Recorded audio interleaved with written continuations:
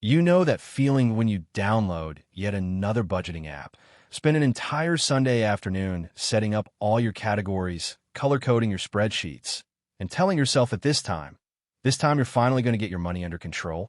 You create 17 separate budget categories: groceries, utilities, entertainment, subscriptions, dining out, transportation, personal care, and that one category you label miscellaneous that somehow ends up being where half your money actually goes.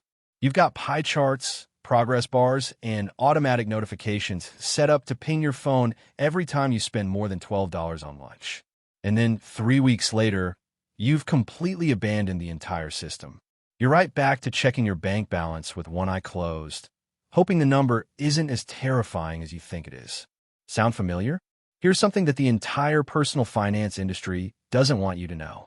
The reason most people fail at managing their money has absolutely nothing to do with discipline, willpower, or intelligence.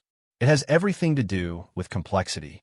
We've been sold this idea that financial stability requires sophisticated systems, detailed tracking, multiple accounts with clever nicknames, and spreadsheets that would make a Wall Street analyst jealous. But here's what's actually true, and this might challenge everything you've been told about managing money. The most financially stable people on the planet don't use complicated systems. They follow shockingly few rules. Not 20 rules. Not even 10.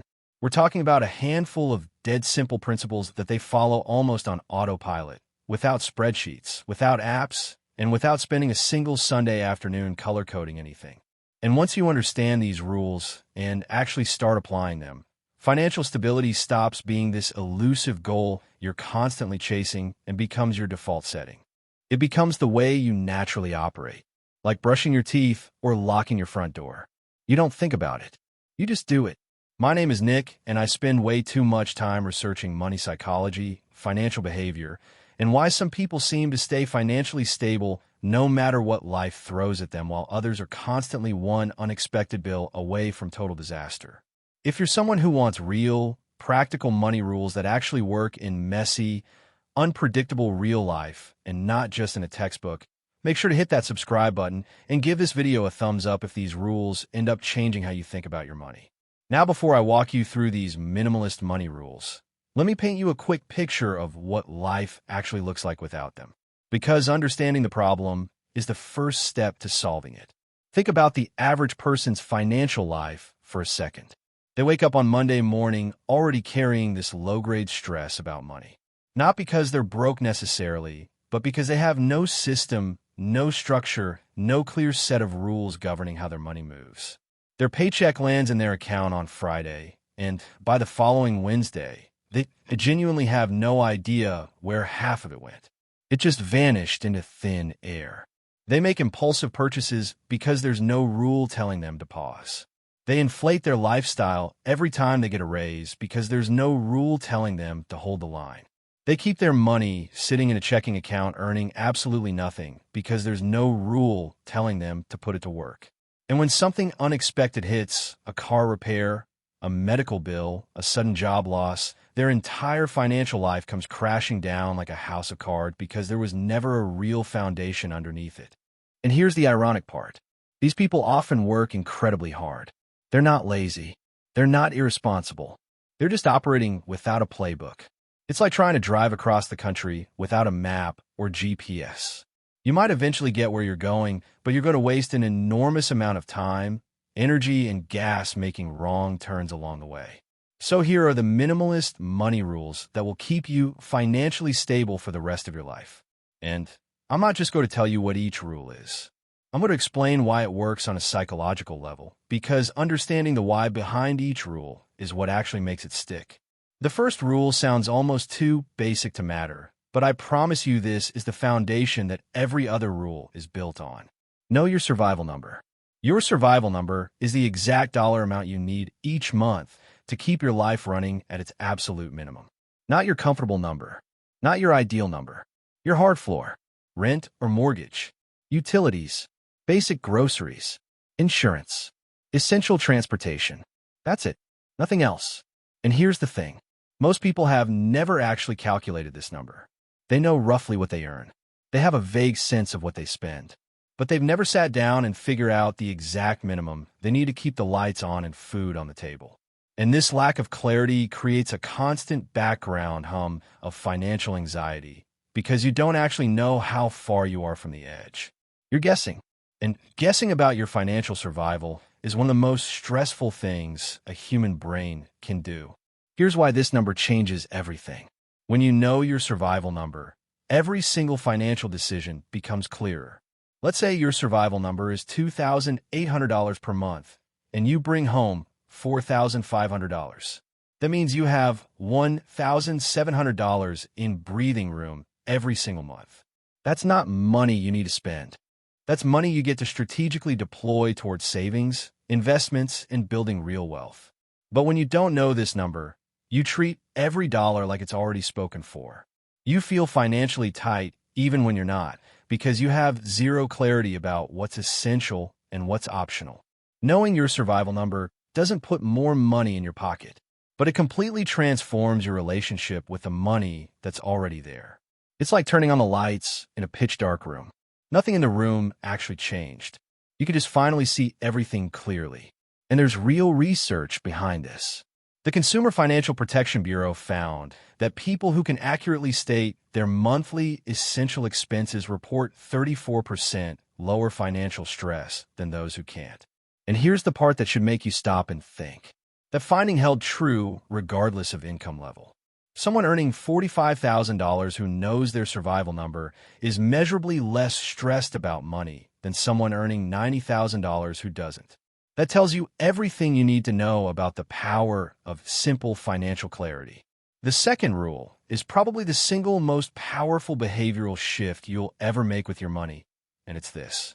Automate everything before you ever see it. Here's what I mean. The moment your paycheck lands in your account, money should automatically flow to 3 places without you touching anything. A portion goes to savings.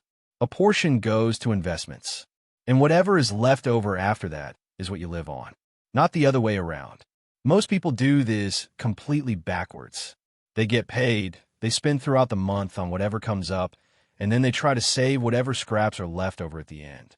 And you already know what's left over at the end. Basically nothing. Every single time. And it's not because these people are irresponsible or bad with money. It's because of something behavioral economists call the path of least resistance. Human beings will always default to the easiest available option.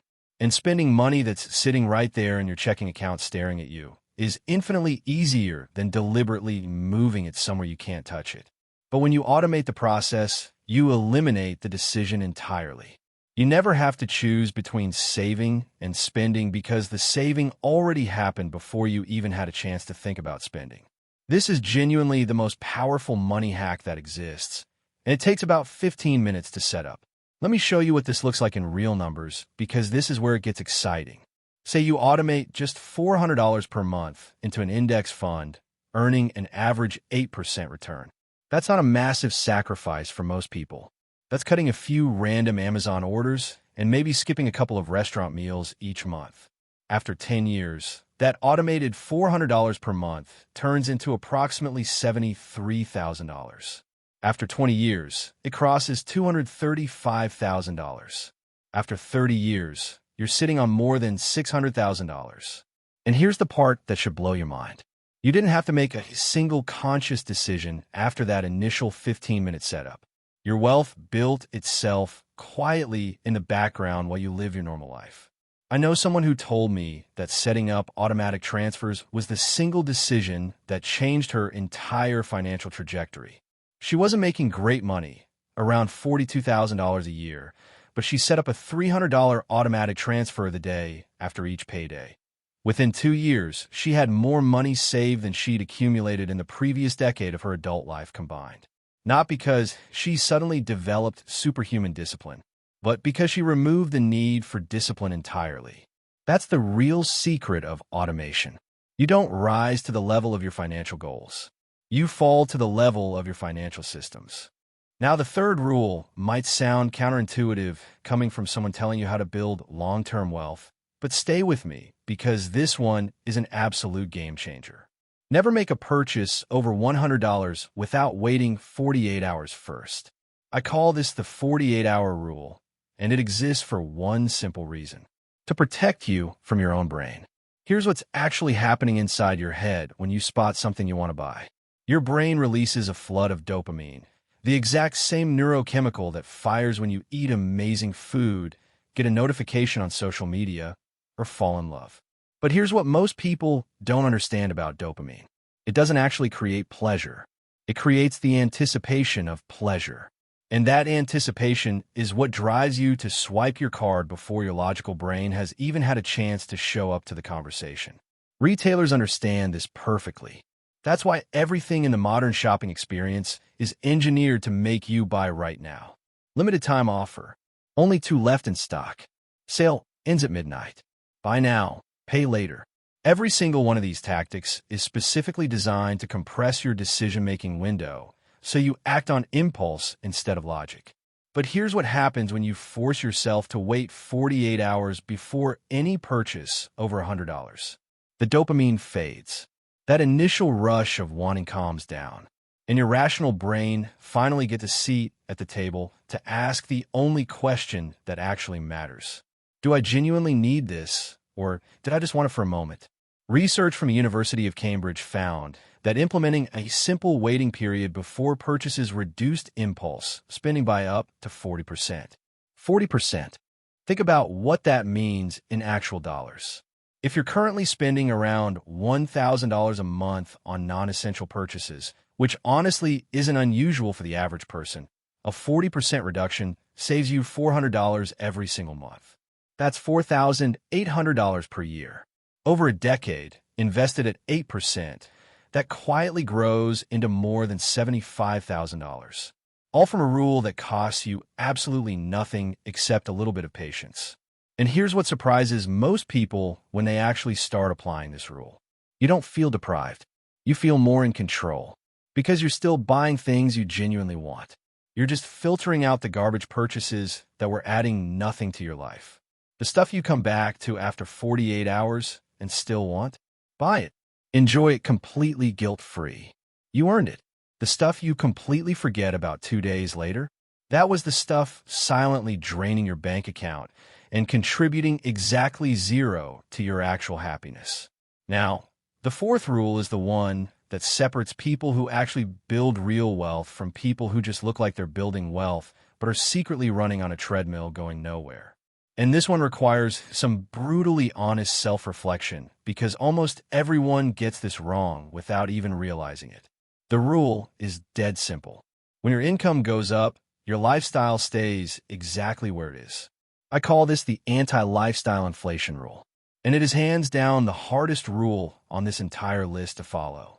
Not because it's complicated, but because literally every force in your environment is actively pushing you to do the exact opposite.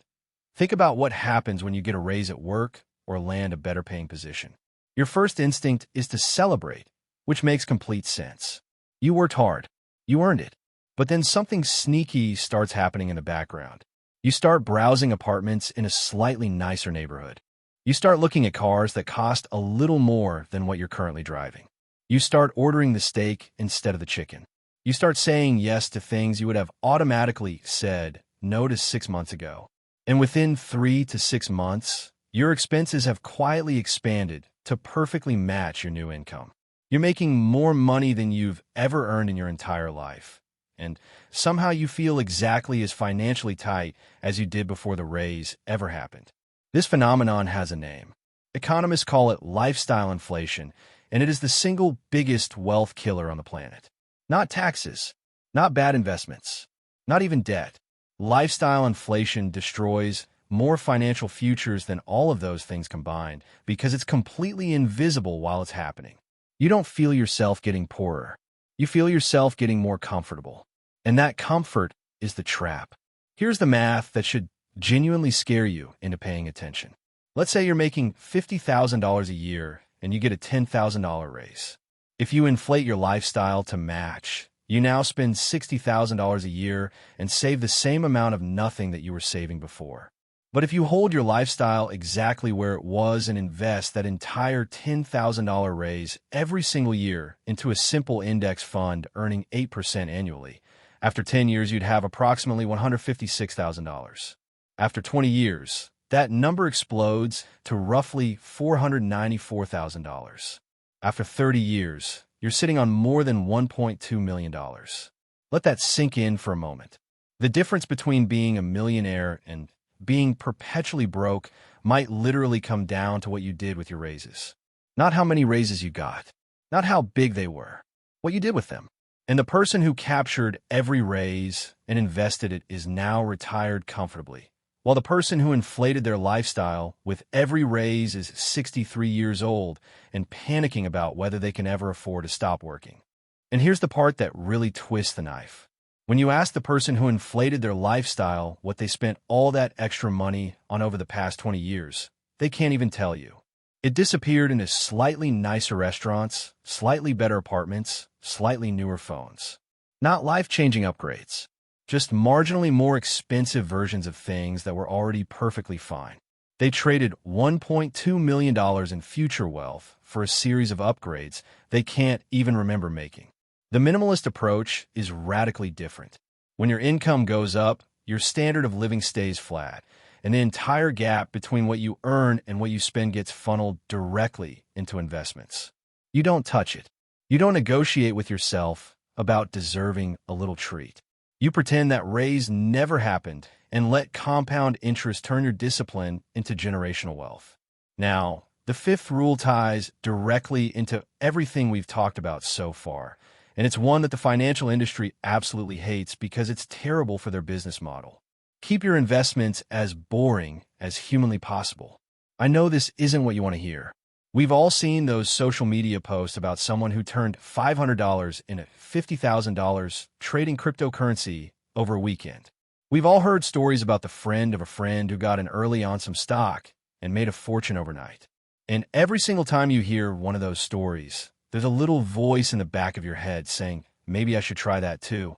That voice is going to cost you a fortune if you listen to it.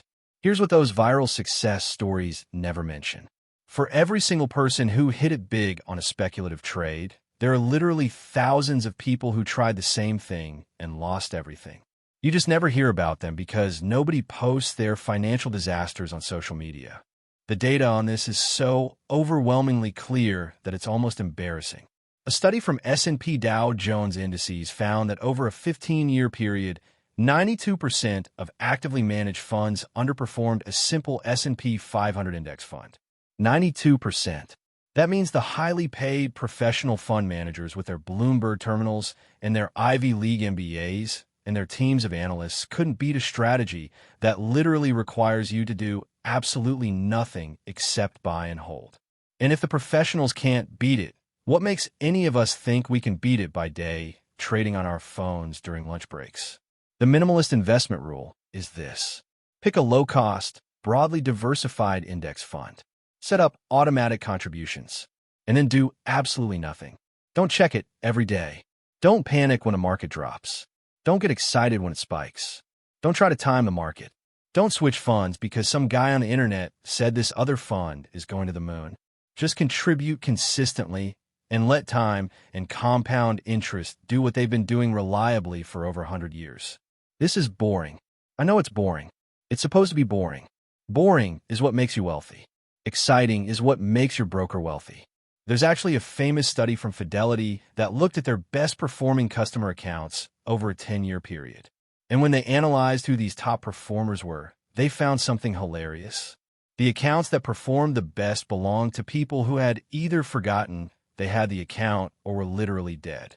They outperformed active traders because they never panicked, never sold at the wrong time, and never made emotional decisions about their money. The lesson here is profound and slightly morbid.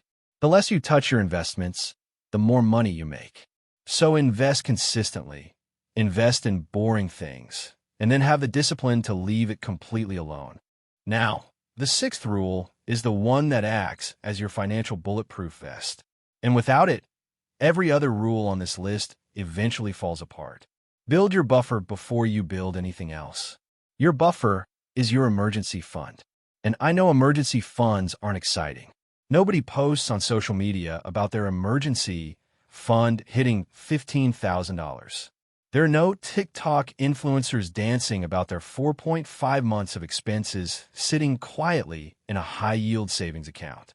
But this boring, unsexy pile of cash is literally the difference between a minor inconvenience and a complete financial catastrophe. Here's what happens without a buffer.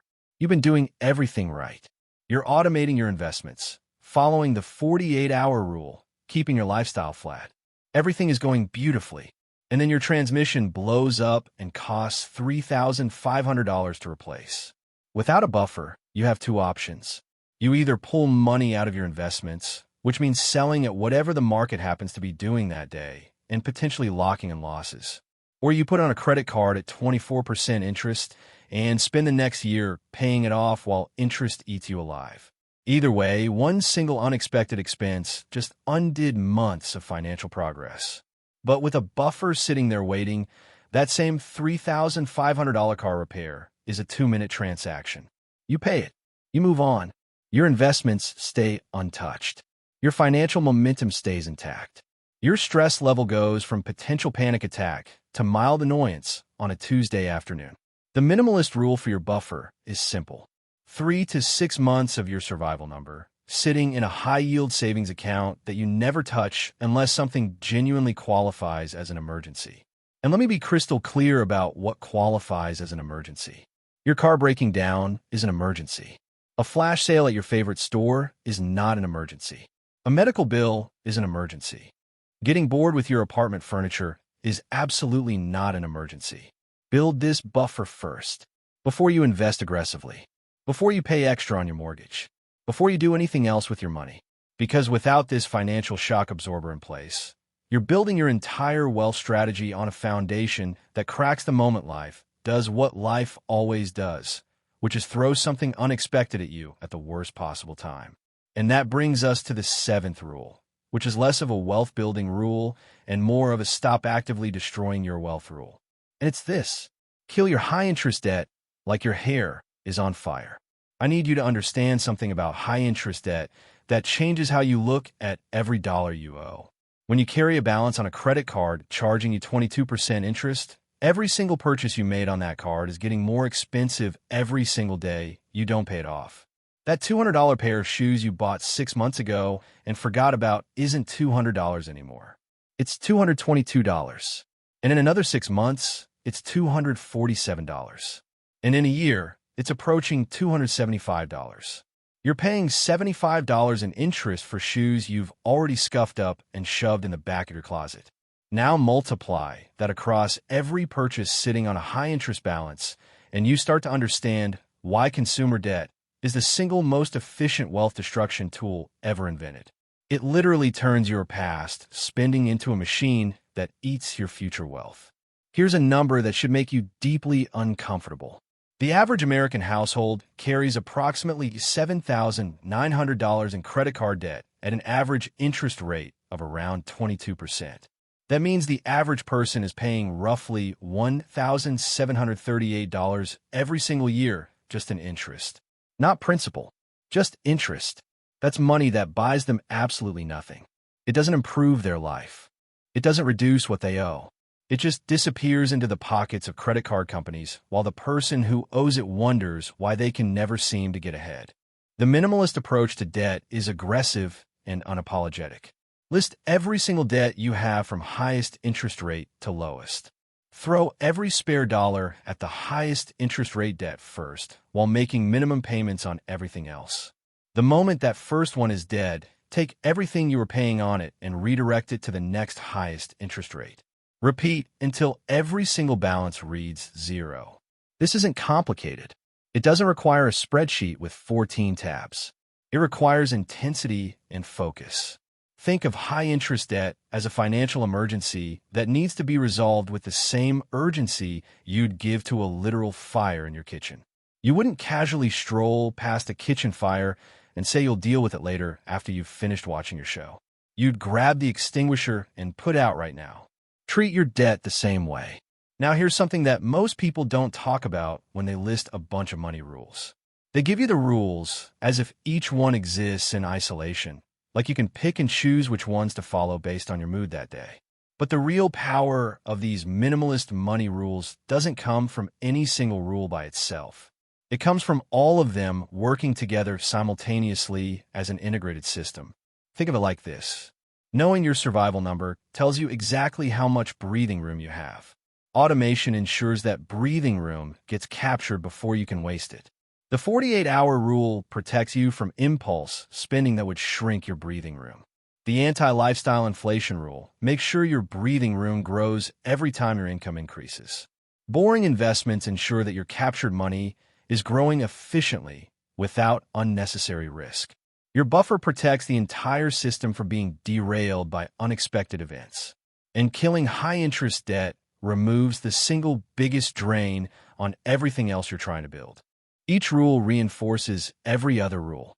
Remove any single one, and the system still works, but is weaker. Follow all of them together, and you've essentially built a self-sustaining financial machine that runs quietly in the background of your life, requiring almost zero daily attention or willpower. And this is the real beauty of the minimalist approach. It's not about perfection. You don't need to optimize every dollar to the penny. You don't need to track every latte and beat yourself up when you spend $8 on lunch instead of packing a sandwich. The goal isn't to become obsessively frugal. The goal is to build a simple, automated system that keeps your financial life stable and growing without consuming your entire mental bandwidth. Because here's what nobody tells you about financial stability. It's not actually about money. It's about mental space. The person who's always stressed about money isn't just losing dollars. They're losing sleep, losing focus at work, losing patience with their family, and losing the ability to think clearly about anything beyond their next bill. Financial chaos doesn't just stay in your bank account. It bleeds into every single area of your life. But when you follow these simple rules and your money is handled, something incredible happens. You get your brain back. You stop lying awake at 3 in the morning doing math in your head. You stop feeling that jolt of anxiety every time your phone buzzes with a banking notification. You stop pretending you don't see the credit card statement sitting unopened on your counter. And in place of all that stress and chaos, you get something that most people spend their entire lives chasing without ever finding. You get the quiet, boring, beautiful feeling of knowing you're going to be okay. Not because you're rich, not because you have millions in the bank, but because you built a simple system that works and you trusted it enough to let it do its job. Look, these rules aren't going to make you a billionaire overnight. They're not flashy. They won't go viral on social media. Nobody is going to be impressed at a dinner party when you tell them your big financial strategy is automating $400 a month into a boring index fund and waiting 48 hours before buying anything over $100. But 20 years from now, while everyone else is still downloading the latest budgeting app and wondering where their money went, you'll be sitting on a pile of wealth that grew quietly in the background while you were busy actually living your life. And that, more than any viral investment tip or trendy financial hack, is what real financial stability actually looks like. It's not exciting. It's not complicated. It's just a handful of simple rules followed consistently over a very long time. And the person you become by following them is worth infinitely more than the money they help you build. Start today. Not tomorrow. Not next Monday. Not after your next paycheck. Today. Pick one rule. Just one. Set it up. Automate it. And let the system start working for you while you get back to living your life. Your future self is already thanking you for it.